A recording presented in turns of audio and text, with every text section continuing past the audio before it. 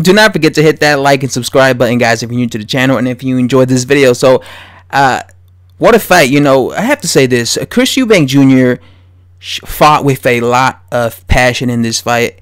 I don't think I've seen him fight with that much aggressiveness in a long time. I mean, he fought very aggressive in this fight.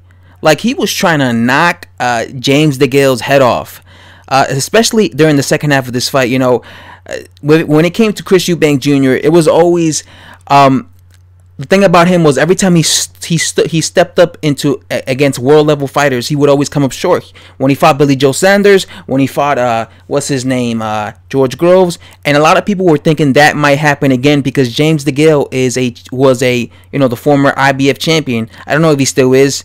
I haven't done research on James Degale in a long time, but he's a former super middleweight champion. So many people felt, okay, he's going to fall short again, but he fought with so much ambition in this fight. I mean, James Degale was moving a lot in this fight, and you could tell Chris Eubank Jr. was frustrated with that. He was like telling him throughout the whole fight, "Listen, man, stand still so I could so we could fight." It was kind of annoying, to be honest with you, when I saw James Degale moving around the ring too much. I mean, it's always annoying, but James Degale in the start of the fight was doing pretty good. You know, he was like throwing these little pot shots, and he was catching Chris Eubank Jr., but Chris Eubank Jr. was just being hella aggressive. And like I said, he was being more aggressive than he normally is. And he ended up knocking, hurting. He hurt James Degale several times. There were several times in this fight where you saw James Degale hurt. And the thing about James Degale is he's not the strongest on the inside. Like, when you're aggressive towards him and you push him back against the ropes and you let your hands go, like, you could inflict major damage against him. And one thing I noticed is every time Chris Eubank Jr. would be aggressive, he would really beat up James Degale. And it first you first started seeing it in like the second or third round when he started being aggressive, and he lands a really long left hook, and it buckled James Degale, and he went flying back. And once Chris Eubank Jr. saw that he could hurt James Degale, he started being more aggressive. And in the second half of the fight, he started being hella aggressive. And like I said, he hurt James Degale several times during this fight. James Degale, I felt that he was doing a lot of running. I didn't like that. I don't like it when fighters run a lot. I felt that he was doing way too much running, and he needed to be. I felt that he needed to be more aggressive, and he needed to, like, in my opinion, like, impose himself on James Degale. I mean, on Chris Eubank Jr.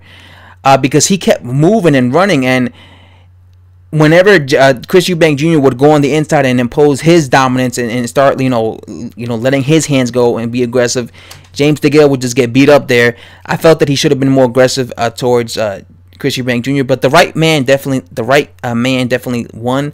I thought Chris Eubank Jr. clearly won. He was outworking him. He basically out-hustled, and basically he was bullying at times James Degale. And people were saying, this is a do-or-die fight for both of them. James Degale looked like he was on the slide. James Degale himself said that 95% of the people think he's on the slide. And after his performance against Chris Eubank Jr., I'm pretty sure 95% of the people are going to say he is on the slide. Because a lot of people have been saying that ever since he fought Body Blue Jack and Lucien Bute, he had a lot of these tough fights. He slowed down, and I do think that he has slowed down. I do think. But Chris Eubank Jr., on the other hand, like I said, people were always saying that, he's not world level because he always falls short. Well, tonight he was able to beat a former champion in James Degale. I was always high on James Degale. So, like I said, I like how aggressive, like, he was trying to dog James Degale. I like that.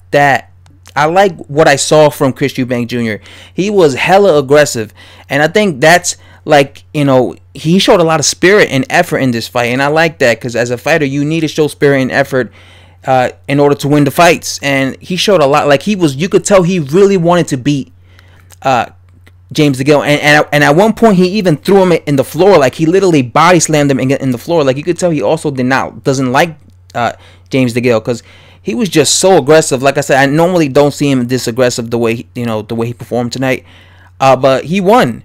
And yeah, now on to bigger and better things. I believe he won the IBO super middleweight strap.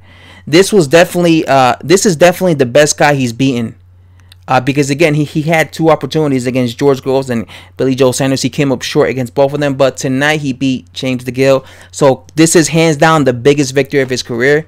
Like I said, I've always thought that Chris Eubank Jr. was a good fighter on the inside. I've always been impressed with his inside work, but today he really, tonight he really stepped it up, and he really showed, you know, ambition in this fight. That's what I liked. You know, he showed hard. He was trying his hardest to basically outwork James Degale, and it paid off because he won.